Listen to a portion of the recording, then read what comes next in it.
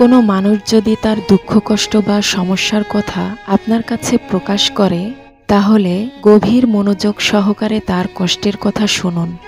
তার সমস্যার কথা শুনে আপনিও যে ভীষণ কষ্ট পেয়েছেন সেটা প্রকাশ করুন।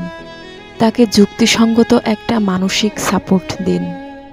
এই বলে সান্ত্বনা দিন যে তার এই সমস্যা একদিন থাকবে না।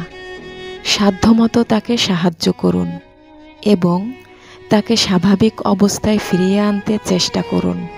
তার দুঃখ দুর্দশা নিয়ে মনের ভুলেও তাকে তাচ্ছিল্য করবেন না। তার সমস্যাটা অন্তর দিয়ে অনুভব করুন এবং তার প্রতি আবেগঘন সহানুভূতি প্রকাশ করুন। সে যখন তার কষ্টের কথা প্রকাশ করছে, তখন আপনি আবার আপনার কোনো কষ্টের কথা প্রকাশ করতে যাবেন না।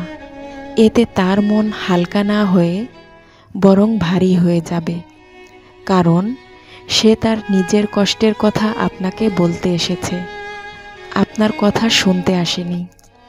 সে আপনার কাছে সাহায্য অথবা সান্ত্বনা চায়।